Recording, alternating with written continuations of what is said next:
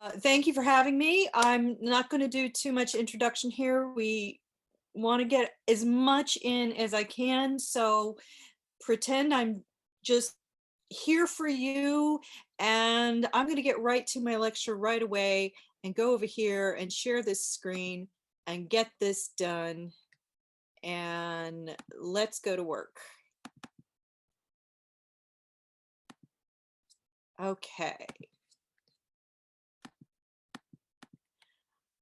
I always like to show this first because it's so funny. It's a 1930s era ad for cartoon school.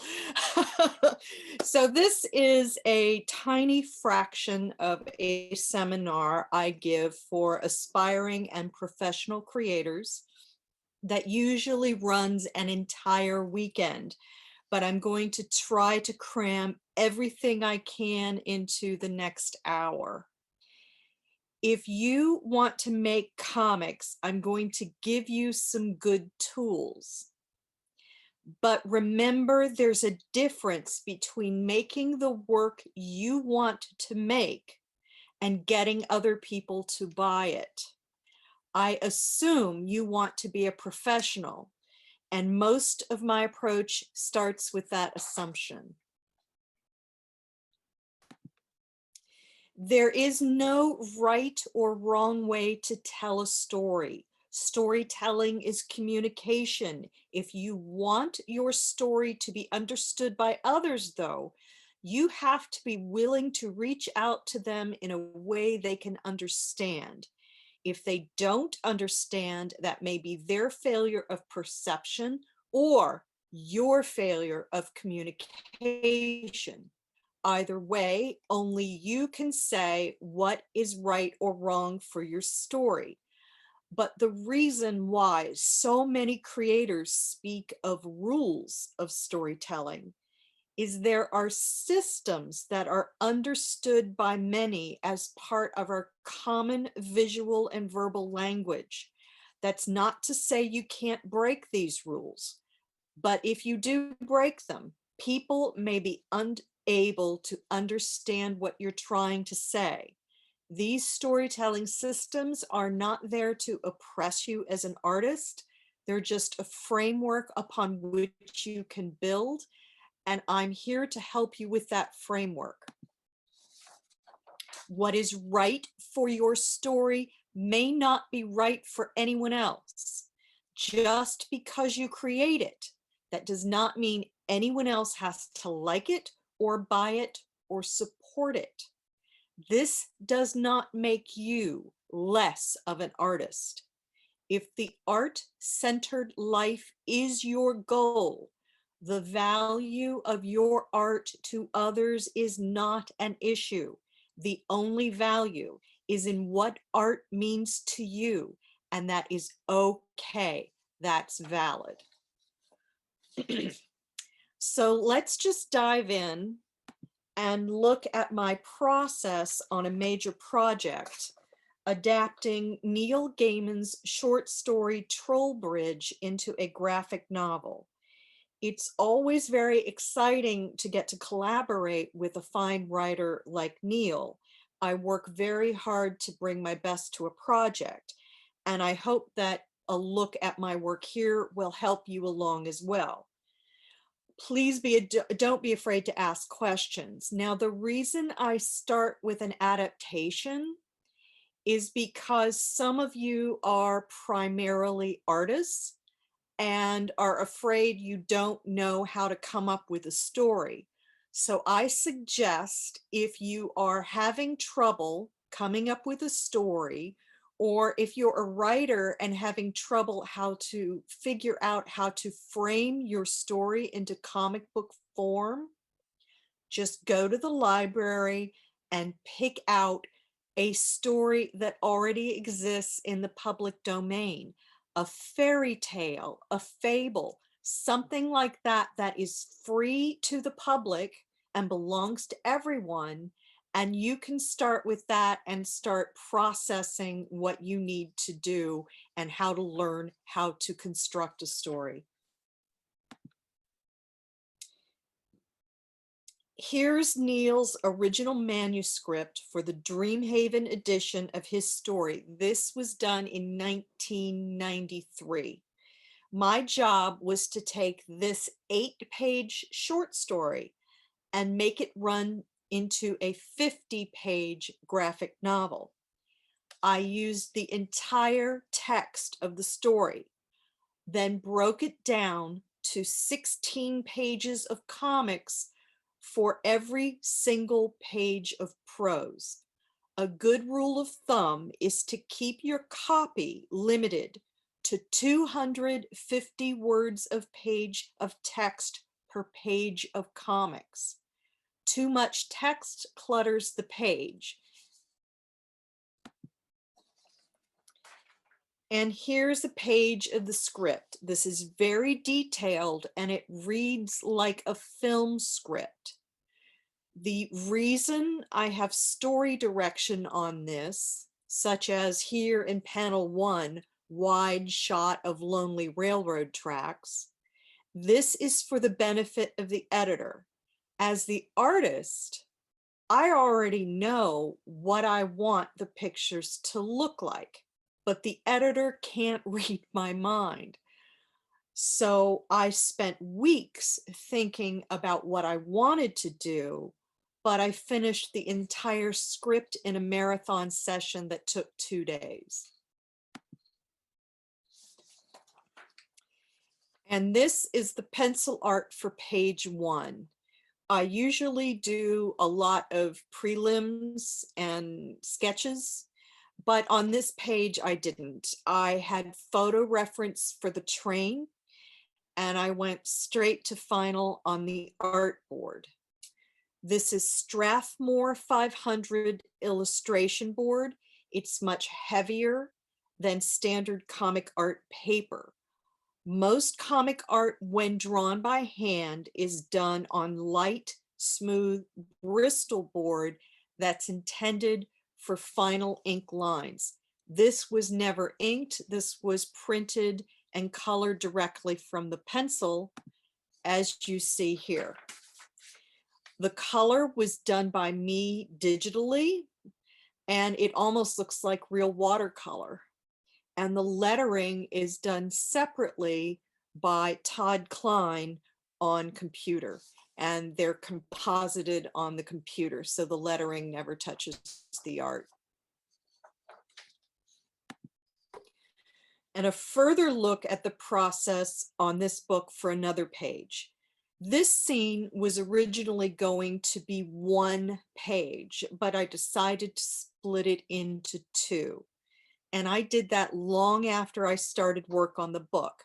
The copy reads, page 4, full page splash of boy surrounded by creatures of the night and imagination. Caption 1, it is not that I was credulous, simply that I believed in all things dark and dangerous. Caption 2, it was part of my young creed that the night was full of ghosts and witches, hungry and flapping and dressed completely in black. Caption 1 now became a full page splash of all things dark and dangerous. And here you see my thumbnail sketches and the final drawing for the image on the right. And here's a look at the painting process for that scene. I tried to come up with a color scheme, and you can see me struggling with that here. My intention in this story was to use turquoise as a symbol for magic. And I started using it here, but it didn't work for this shot, so I toned it down quite a bit. Are the translators okay? Am I going too fast? Am I good? We are good. Thank you, Colleen. Okay, good. Good. And this is the final version of that page. Moody gray scheme. And the boy's name is Jack. And I reasoned that even though he was imagining magical things, gray would be good because there's no real magic in this house. This is his imagination working, and there are no real ghosts. By splitting this scene into 2 pages, I now have room to expand on this image idea. And the quote is, "It was part of my young creed that the night was full of ghosts and witches, hungry and flapping and dressed completely in black." And I went through a number of prelims on this. We call these thumbnails. These little sketches are only about 2 inches high. I did a number for this shot. I really wish more artists would get in the habit of doing tiny little prelims like these. It makes everything about the work smoother and easier. When I started out as a pro, I almost always went with my first design or idea. I rarely did thumbnails or prelims because I was always so worried about making deadlines. I didn't think I had an hour or so to spare for doing sketches, but little sketches like these are big time savers. And I often take one of these little tiny sketches, enlarge it to the original size of the art on my computer, and then I print it out, put it on a light box, and trace the sketch onto my final paper to work on my final art. The prelim sketches often have more energy and life than later copies you make of them. So working directly from the prelims helps preserve some of that spontaneity. On the other hand, spending a lot of time on prelims can also be an excuse to procrastinate, to just delay getting into the hard work. I once did 50 cover prelims on a job. Sometimes you can get stuck in the sketch process and do sketches and designs to avoid the hard labor of the final work. So doing prelims is good, just don't get stuck there. And this is the final drawing. It took about 4 days, I think, to get from that point to this point. And the final color. Again, this looks a lot like hand-painted watercolor, but this was done digitally using a smoky type brush. So let's get into a little bit about thinking about being a professional creator. Let's talk about you. One of the things that holds many creators back is the worry that they'll just never be good enough, or that they're not as good as that famous person over there, or that they just don't have anything to say. You all have something to say. You say it on social media. You're here because you want to speak through your art. Myths about who is and who is not creative limit us. Everyone has the right to make art because art is communication, and everyone has the right to communicate. Don't be afraid to speak through art, even if you're just making art for yourself. Now beware experts, including me. Experts can become set in their thinking. It's normal, it's natural, but it's an advantage and a disadvantage. Never assume an expert has the right path for you. Your path may not be mine. I'm not here to tell you how to do anything. I'm here to fill your toolbox with as many possibilities as I can. You may disregard everything I say or pick it up and run with it. If I give you an example, it's not to say it's the only way it works. It's to say that is a way it often works. I'm probably right, but I may not be right for you. You get to pick and choose. As someone with many years experience, I have hindsight from my position to know what is most likely to work. So don't dismiss it outright. Try it out. If it's hard, that doesn't mean it doesn't work. It simply means it's hard. I still take lessons and practice all the time. I've been at this for 40 years. If I'm not too proud to be a student and to learn from others, you shouldn't be too proud either. You can always learn. Here we go again, back to thumbnails. I had such a clear idea of how I wanted to approach this art. I didn't do thumbs for more than about a dozen pages in this story. But even so, your thumbnails may not translate to that big page. I have no trouble throwing out something if I don't think it works. And none of my thumbnails on this page worked. This is what I went with. And this is how the colors looked. On the left is an earlier version of the color, and on the right is a later version. Again, this is digital color over pencil art. Now, here's what separates the amateur, and amateur is not an insult. Amateur just means somebody who works diligently at their art for their own pleasure. But pros have deadlines. Pros have to make money. Pros have to meet the demands of a client. Pros have to meet the demands of the public. Pros have to be productive, whether or not your muse cooperates. And pros have to accept brutal public criticism and scrutiny. Being a comic creator is incredibly fun and rewarding, but being a pro comes with different expectations and responsibility. This is harder than ever, in part due to social media. It allows you to reach audiences you never reached before, but it also makes you vulnerable. I've seen many promising creators derailed by online abuse. Try to limit your exposure to social media.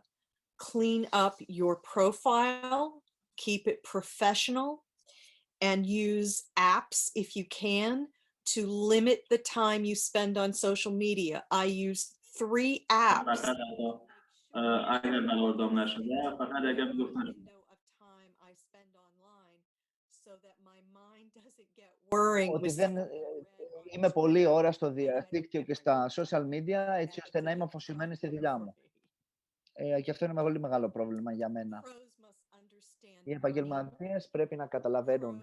Business people, pros must understand the legal underpinnings of business.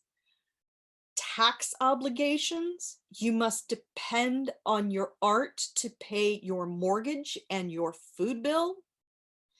And you had better love your work a lot, because it can be a long time before your art pays off, and maybe never. But no matter what, you make art. You love your art because it will plow through the bad times. Now here we're going to go right back to thumbnails again. Work small and work clean. These are thumbnails for Marvels, Captain Marvel. This was done for Marvel Comics. And get all your problems solved at this stage. You can see page 1, 2, 3, 4. And even as small as these are, you can see what's going on in the story. In panel 1, a girl is sitting on her bed. In panel 2, someone's holding up a piece of paper. This does not look like good news. They're having an argument. Person 1 sits down next to the person 2. They have a discussion. It looks very tense. We can see all of that in these little pictures. Too many young creators don't concentrate on storytelling. This is comics. Big pinups and posters, that's not comics. Storytelling is. Veteran pros like me are often called in to ghost the layouts for new creators because publishers hire somebody that got popular on Instagram or Tumblr, and when they get the job, they don't know how to tell a story. They can do a cute pinup, but they can't do this. This looks simple, but it completely eludes some people. They don't know how to do it. Cover art, pinups, and costumes designs don't make you a cartoonist. Storytelling does. If you study this, figure out how to do this, you are 10 steps ahead of 90% of the young creators I see. And another thing, it's very important to have simple domestic scenes in your portfolio, as well as scenes full of action and energy.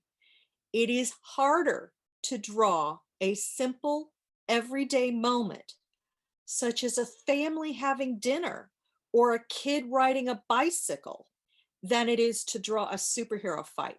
Everybody likes drawing the big splashy scene, but how do you make people talking to one another interesting and engaging? Too many beginners just can't pull it off. You will get an editor's attention if you can do it well. Every editor I know complains too many creators can't add life and interest to these scenes. And here is a look at my thumbnails. And on the right, this is final art by another artist named Claire Rowe. As you can see, every essential element of the story was already there in my thumbnails. She made very few changes from my initial sketches. By breaking everything down into this small, simple form, all other work is much easier. You can save yourself hours per page just doing this. This looks simple, but I guarantee you, this is the hard part.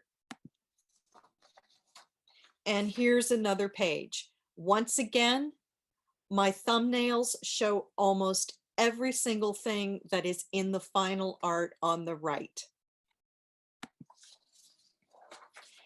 And this is another trick, a pagination sheet. You may not have ever even heard of one of these. It helps you to break down your story from the very beginning and establish pacing. All splashy reveal pages are best left on the left-hand page so that the reader gets the reveal when they turn the page. If you're looking at a book and you've got the 2 pages in front of you, well, the page you look at last is on the right-hand side. Unless you're in Japan, it's opposite. So when you turn that right-hand page, you want the big important reveal to be on the left, to be the surprise. And also double page spreads must be placed on odd, even page breaks. Page 2, 3, page 4, 5. If you don't do that, your double page spread is going to be divided in the middle when you turn your page. You need it to lay open like this. And this is what a pagination looks like. This is really simple to do. You can make it yourself, or I can send one to Lida and she can distribute it to all of you. This is the pagination that I use for my own work. It's just a series of blank boxes that allow you to visualize placement and pacing. This is where everything is supposed to fall. If you're working on a monthly comic, this is also very important. Say you're working on a book for Marvel or DC. What do they have in their books? They have advertisements in the middle of the story. Well, you want to know where those advertisements fall so that you know when the reader is turning the page. And you want your story to break at good points around that advertisement. There is nothing more irritating than having an important scene or the climax of your story interrupted by an ad. If you use a pagination sheet, you can work out those breaks in advance. Oops, I skipped one.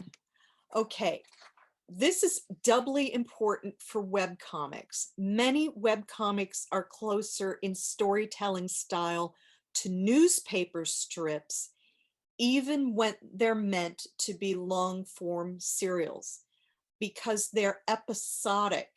They're presented one page or one panel at a time online.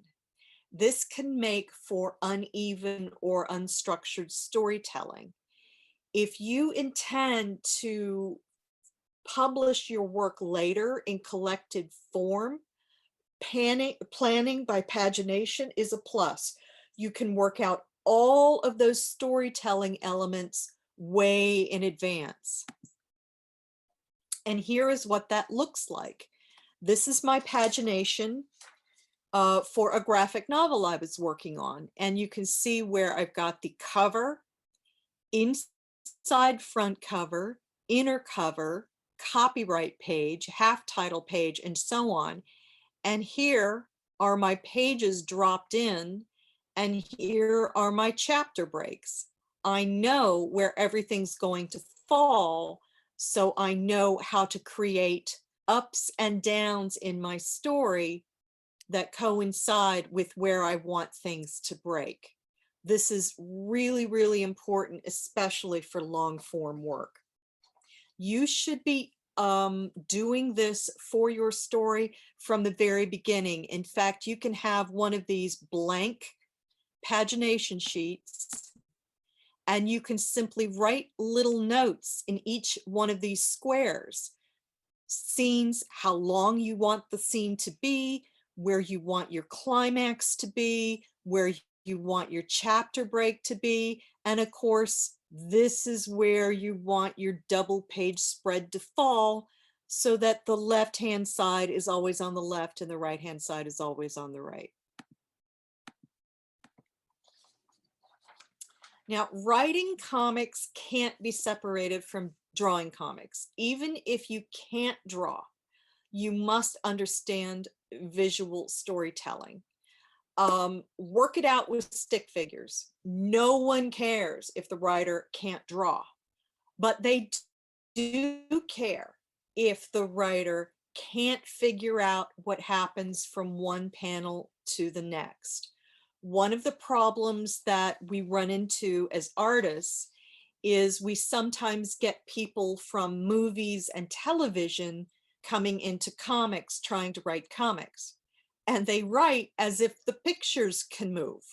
So they will try to put too many story elements in a single panel.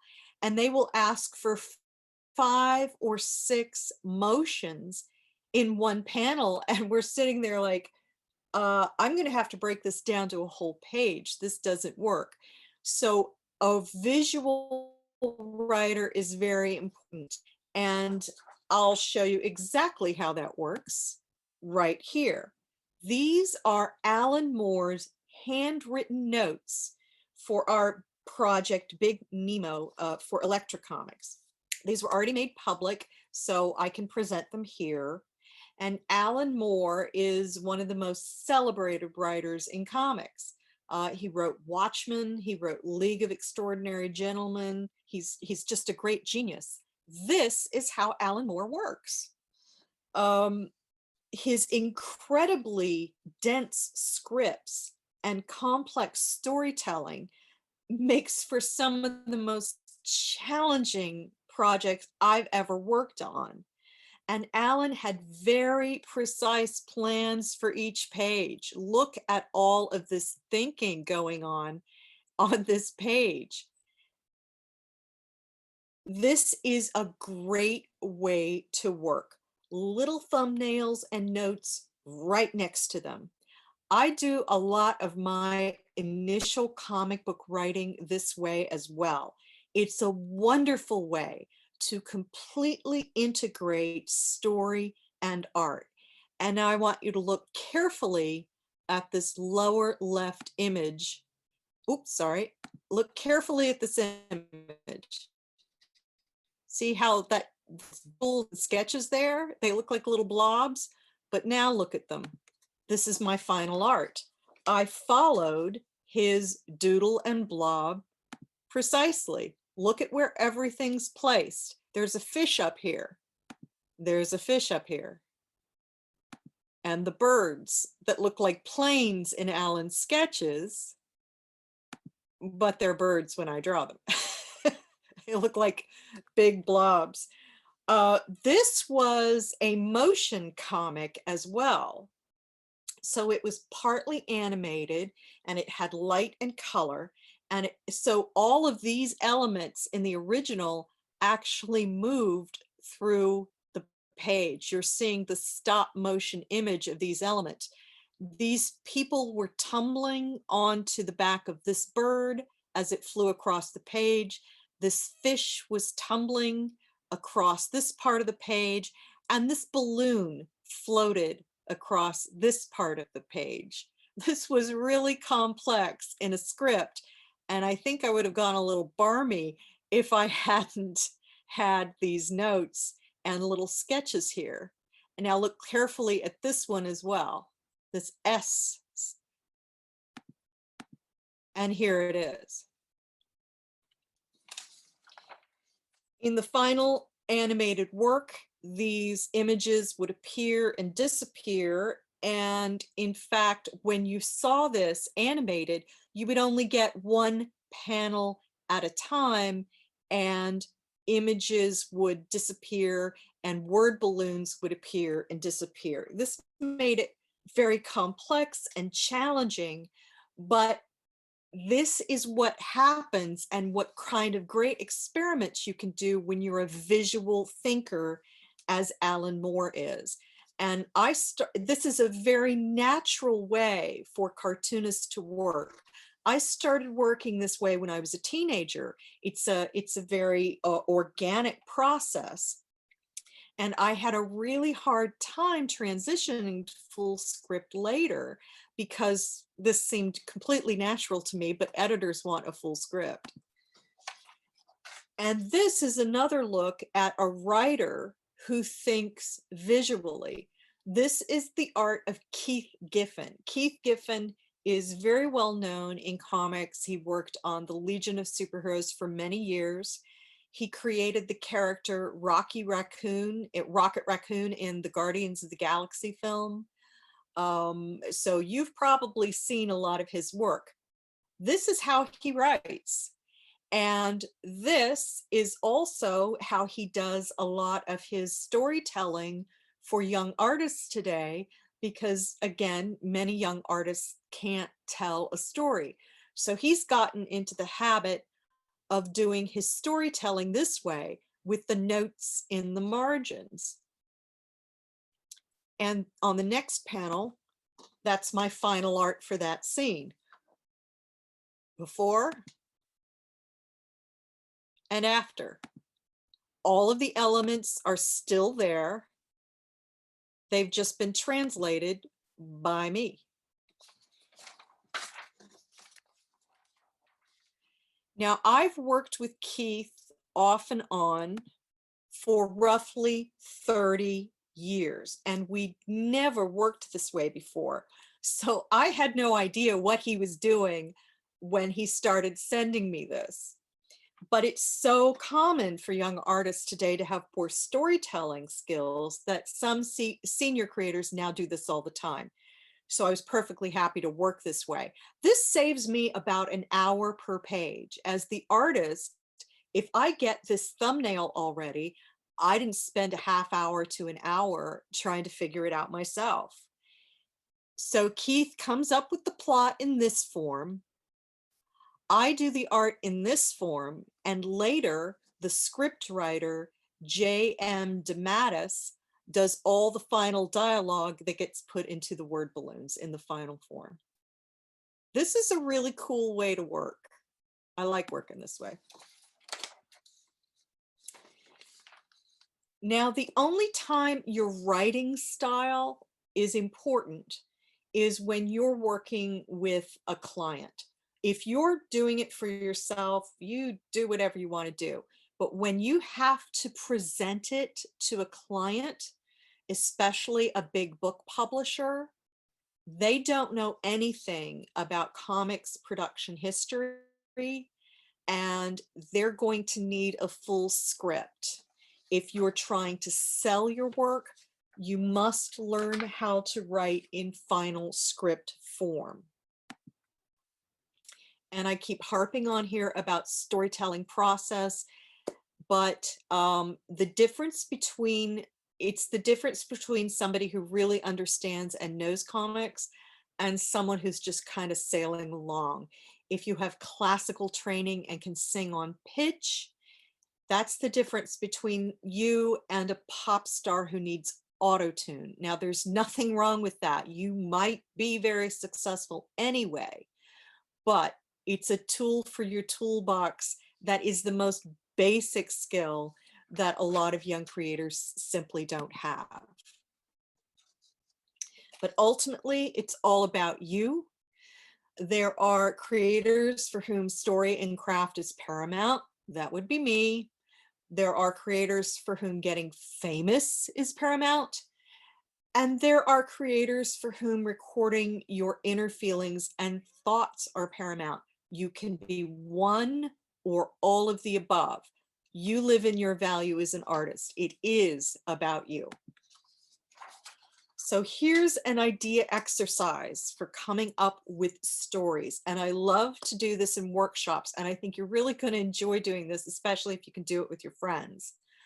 Just make a list of items, common everyday items. And they must be something that all of you understand what they are. Take 2 of those items and give yourself 30 seconds to come up with a complete story idea incorporating those items. They can be weird, they can be goofy, whatever it is, just make a list. I know this sounds really silly, but a lot of writing workshops do this. And in Hollywood, among script writers, there is a little secret, and it's called the book. And this used to be very common back in the 1980s. And what it was a great big notebook that had stock characters and scenes. And it was usually used for detective series and mystery series. And these stock characters and scenes, like, you know, old lady, old man, you know, detective, crazy actress, whatever, you would simply flip through it and pick different elements, like a half dozen, and then you would come up with your script based on those half elements. There are entire television shows that have been written using that process. This is a little more fun and can be way more imaginative. But if you're having trouble, if you're a little stuck, just try something like this. It's fun, and you'd be surprised at what you can come up with. I've actually done entire short stories doing this. And here's another look at my thumbnails. This is for a story called Snow Glass Apples. And these are actually fairly tight little thumbnails. They look like they're not much, but now look at how they ended up. Boom. But everything was there in the thumbnail. It's right there. In fact, I took these thumbnails, blew them up, put them onto my drawing board, and traced the original outlines and got that. If you can do this, this is half the battle. It really, really is. And this is the hard part, but it's the meat of your story. No matter how good an artist you are, everything depends on those little doodles. And here's another exercise. This is one of my favorites. Make some tiny little boxes and create idea images that you reduce into icons. These are just little squares, and give yourself a challenge or get somebody else to give you a challenge. And a challenge might be, how do you draw speed without speed lines? Come up with something. Draw sadness. Draw melancholy. Draw euphoria. Draw stillness. Draw sensation. Draw growth. And keep it simple and elegant and clean. See how much meaning you can get out of a tiny little drawing like this. These drawings are 1 inch high. You can fill pages with little icons like this. This will get you into thinking about the essential meaning of an image in the simplest form possible. As detailed as my work gets, and this is pretty detailed,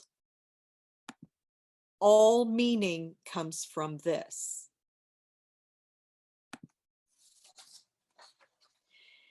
Now, we're going to get into some more nitty-gritty, and we're going to get back to, say, maybe adapting a story that already exists, or trying to bring something to a story when you're the artist and you've been given a script.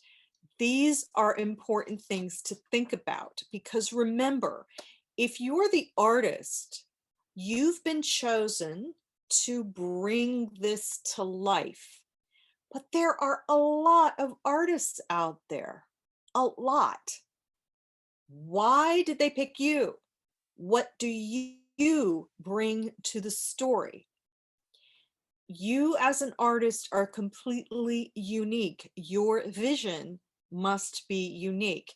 And I think we can all agree that there are a lot of artists out there, their work looks pretty much the same, working in the same kinds of styles. There's nothing wrong with that, but you up here, that's what makes the difference. What do you bring to the story? So these are things that I always think about: mood, pacing, characterization, embellishment, symbolism, subtext, and subversion. All elements that I try to bring to a story that maybe another artist wouldn't bring if they were given the same material.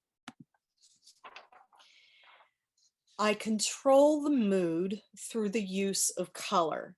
As we see in this scene, this is bleak, icy, and gray. There's no mistaking sadness here. You feel coldness, physically and emotionally. But here, this is joy and golden and full of wonder. This is carefree and happy. It's full of pastels and earthy colors.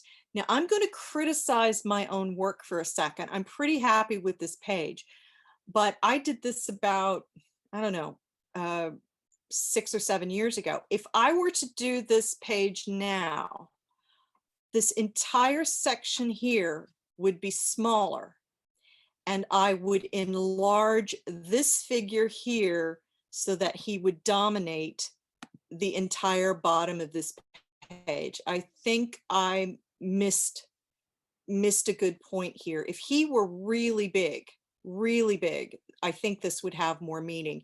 And I made this small because this is the boy getting out of school and then feeling liberated and free. But I've made both of these figures about the same size.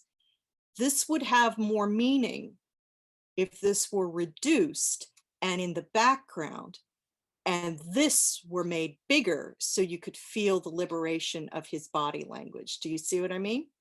So bad call, bad artist.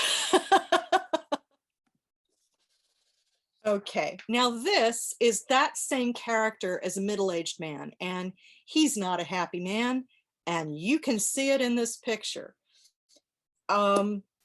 This is largely dominated by this lavender, but it's not a happy color. It's almost funereal, and the color drains the life out of this narrative. This looks just as unhappy as it's supposed to. Even if you didn't see the faces of these two characters here, you would see it here.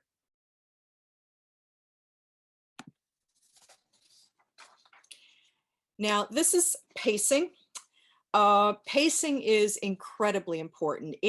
Adding story beats or controlling the flow of time for the reader by drawing out your scenes, or the use or the lack of use of panel borders, or the addition of splash pages. A single moment in a story can be given greater or lesser importance simply by focusing on it for one page or just one panel. My primary interest on this job was to give the reader a sense of rural time. If you live in the country, time moves very differently than it does in a city. It seems to flow like a tide instead of being segmented. In a city, you're always on the clock, always rushing to meet a train, rushing to meet a schedule. But in the country, it's so different out here that we had to get a clock to show us what day of the week it was, because we just flow with time. So when I drew this, I wanted to give you that sense of meandering and flow. So I took the panel borders out so that the images just float into one another the way time floats into one moment to the next in rural spaces.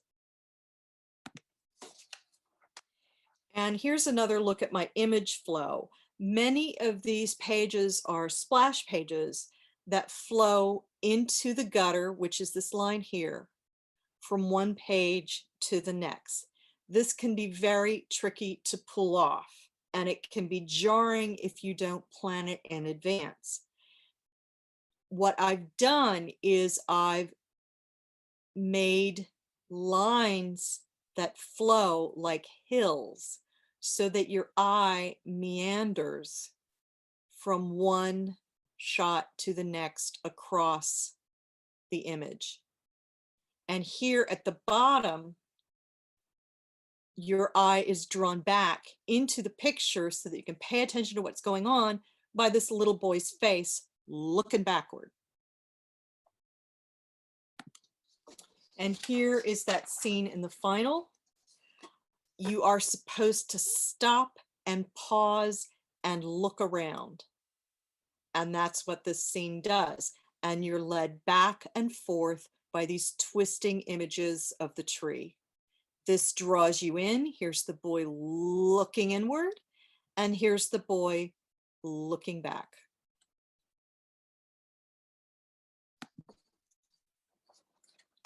Now, characterization. A story like this is more of Neil Gaiman's Troll Bridge. Most of this story takes place in the main character's head.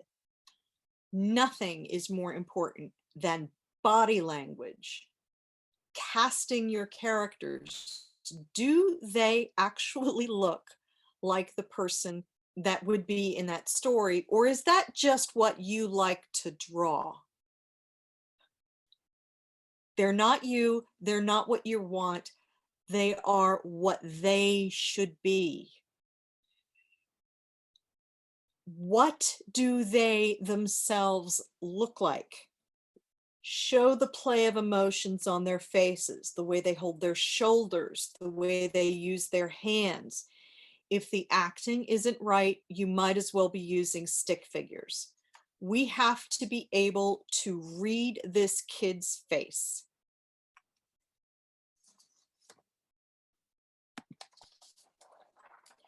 Now, embellishment. Embellishing the text can be pure joy for a cartoonist. There is only one line in the story that I wrote in on, and that line is, "And I thought I was in fairyland." And then I made this fairy tale splash page. None of this is described in that story. The kid is not really in fairyland. You're looking at what's in his head. This is super fun when you get something like this, and I get to take one tiny little line and expand it and bring this to it. Another creator might have walked right past it, one little panel, but this is my choice and what I chose to do. Somebody else might have expanded it to 2 or 3 or 4 pages. Your choices. That's what makes you unique as an artist, what you bring to the table. And now symbolism. These are 2 different versions of the same piece for this story. These are actually done almost 20 years apart. And as you can see here, I've made very different choices from my original choice, such as redesigning the troll. This is a big story about a troll bridge, and I've redesigned the troll from here to here. But I've also done something kind of sneaky, and that is I've changed the bridge. What's missing here from here? The capstones. Okay, what are capstones? Capstones are finishing or protective stones. I took them out because I redid this story later, and I took them out because I wanted to symbolize the unfinished nature of art and the magical nature of this bridge. This bridge stands without these protective stones, and it also shows that this bridge is a dangerous, magical place. That's completely lost on everybody who ever read it, but it made me feel good as an artist to know that I had this meaning in the picture, even if other people didn't get it. And also, one thing I like to do is use the language of flowers. Sometimes in the plants and flowers, I will make the flowers use the Victorian language of flowers. I don't know how many people really know that either. I ended up taking most of that out in this scene because they would be too small. But I sometimes put symbolism in flowers, plants, and that sort of thing. And also, this story takes place in the United Kingdom, and I made certain to research the insects. These are true to the location. And here's more symbolism. A recurring symbol for magic in this story is the color turquoise. Whenever you see turquoise, you know that something strange is going to happen. And I also used the color yellow to symbolize childhood happiness. Wherever you see this character, you see yellow. And here you see this magical tunnel of turquoise, and here he thinks he's going in to a childhood adventure. And in the eyes of this troll, we see the color turquoise again. Magic. And at the very end of the story, the main character swaps places under the troll's bridge with the troll. And if you look carefully, the character here, his eyes become turquoise. He takes on the color of the troll's eye, and the troll takes on the color of the main character's eye. Almost nobody saw this. And here I use turquoise, but this is to symbolize the meaning of young love. Yay. And this is the most obvious symbolism in the story. When this character was a little boy, he wore a pure yellow shirt. But as he grows up, he's not such a nice person anymore. And every time he makes a life choice, I add the color black to his clothes. So here he's at a crossroads in his life, and he has the choice between his childhood innocence and this path he's going to take as an adult. So I literally wrote it on his clothing. And the subtext here is child abuse, which I've made in this really scary freaky troll, and that was a very disturbing scene to draw. And this is subversion. Let's talk about this for a second. The entire look and design of this graphic novel was intended to subvert the very idea of childhood and children's books. Fairy tales are supposed to be for kids, but this book is not a fairy tale. It's meant for adults. So we designed it to look like a classic 1950s era children's book. Unfortunately, some people actually thought it was a children's book, and they were very surprised when they read it. And I'm just going to show you again how a little bit of my process. This is the drawing. And here I am testing color. And this was my first color test example. And this is the test I decided to go with. And look how different the story seems to be just based on the color approach.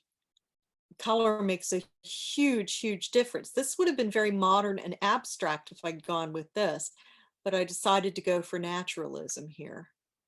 And this is a technique that I think I'm about the only one that uses this. I use handmade paper, and I scan the paper into the computer and hand paint it and combine it with the drawing. But here I've digitally colored this. And this is some of the process. This is earlier on, and this is the final. And another look at that complete process from early pencil to final digital art.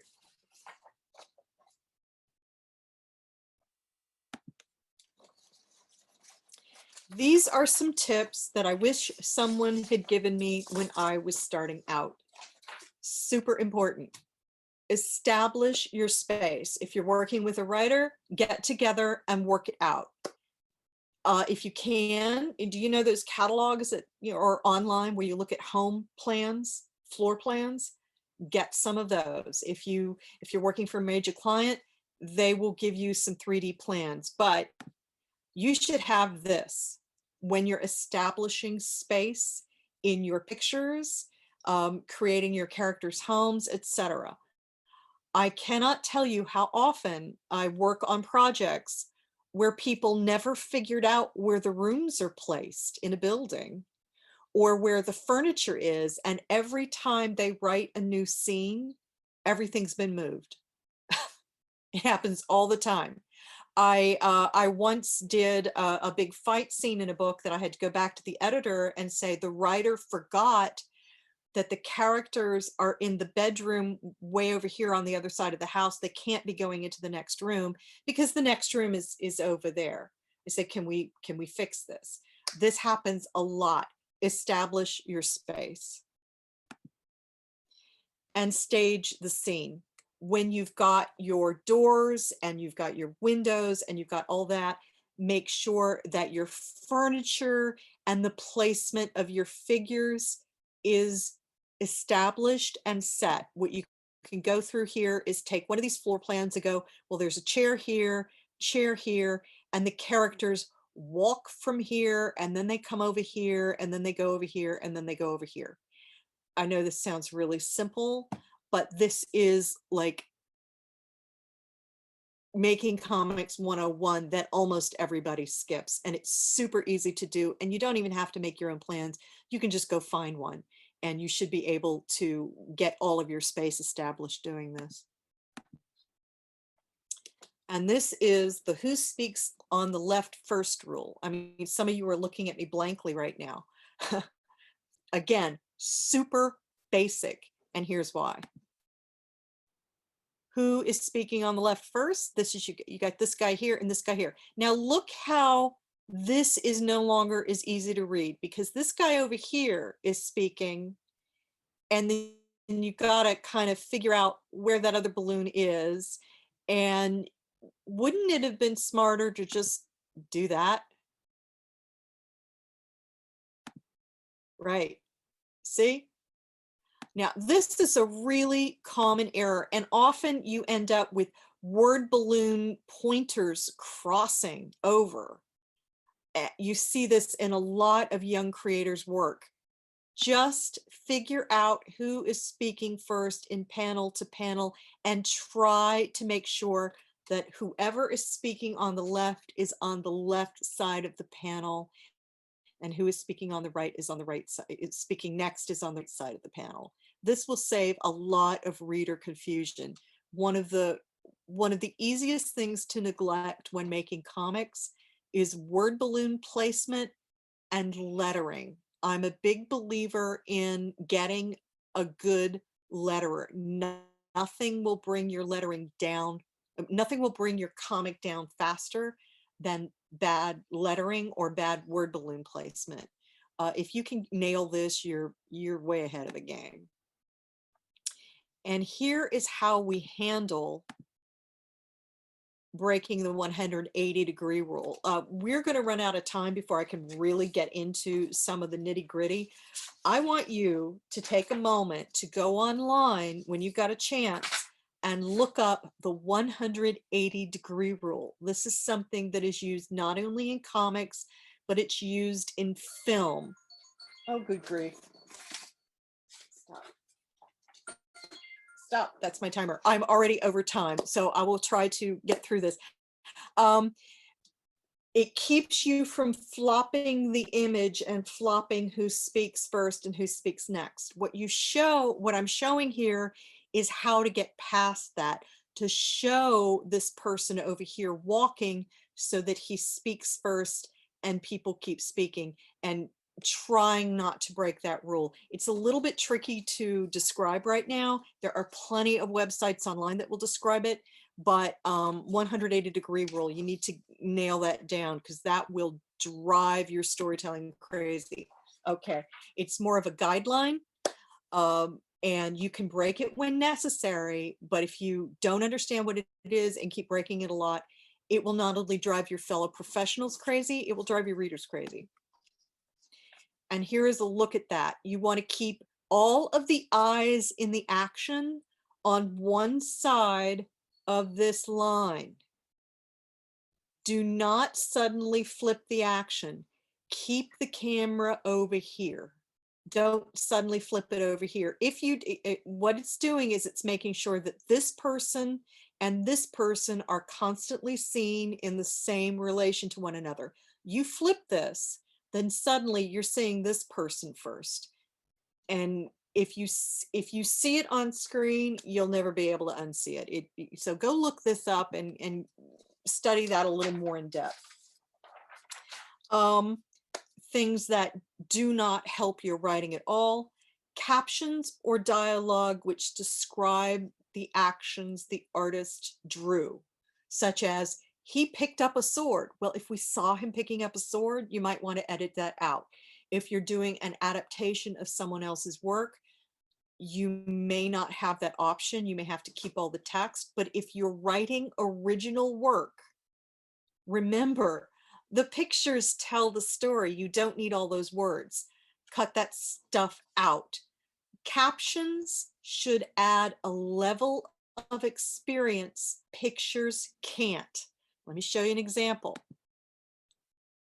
This. Look at these captions and read them. They scramble down my face to my neck. I can't breathe. He's giggling. He smells like milk. That's really creepy. I would not be able to show that with pictures. These captions bring a level of sensation that I can't do with the pictures. I now feel and I have this sense and I can smell. I'm not able to do that with an image. This is a great use of captions. This is another great use of captions, an entire internal narrative monologue. This is absolutely terrific use of captions. And it's just so beautifully done. You get this character's internal life while he's walking around, doing things, having experiences that are not in these pictures. This is an excellent use of captions for internal monologue. Now, we're about done. I'm going to give you this storytelling method. I love this. This is called the snowflake writing method. This is super, super fun and easy, and it really helps you out. 1 sentence summary of your story. Now add your character's motivation, just in general, abstract terms.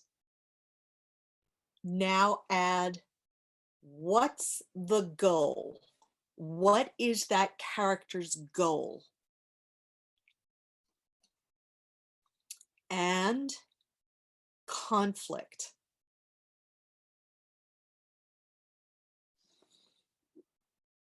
What is the peak moment?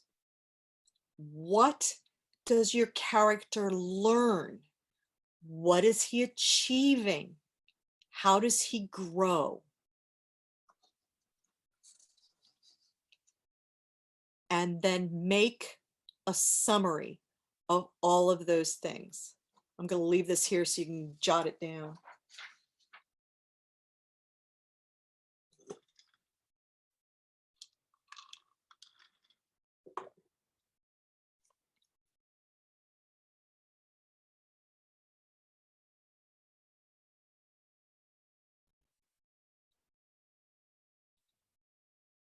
Are we good? Okay. Now, expand your summary. Take each one of those things and turn it into a paragraph. And each paragraph should end with a conflict, a disaster, or a peak moment. These are your chapter breaks.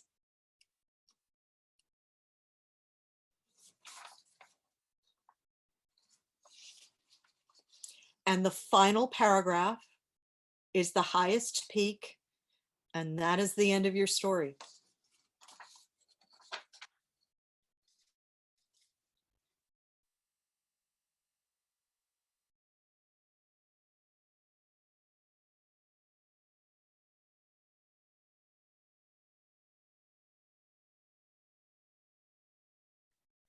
By breaking it down like this, you can chunk things down into little bites instead of being overwhelmed by all of your ideas.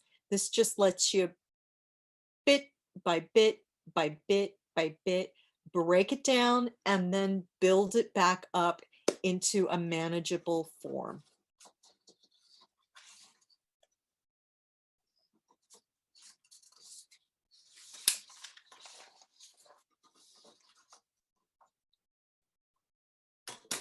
Oops. Okay, we good? Good. All right. Okay, now expand your characters. Write a one-page summary of each character, their motivation, their traits, and their story from their point of view. Remember, you've got your hero, your protagonist, but your villain also has a point of view. Find out what that is. Your sidekick also has a point of view. Find out what that is. Make them fully realized people, even if you never see all of that realization on the page. Now, character traits are not zodiac signs, blood types, and where they like to shop. That's trivial. And if you turn in a character model sheet with all this information on it, the editors are going to laugh at you. So put it down in writing, get it down. I cannot tell you how often we get the zodiac sign and that, you know, no, that's not a character trait. That's something you put on Tumblr. That's really cute, but meat. We want some meat. Okay. All right. Okay. For artists out there, this is just a quick overview of using reference. Reference is okay. A lot of artists are afraid to use it. They feel like they have to do everything out of their head.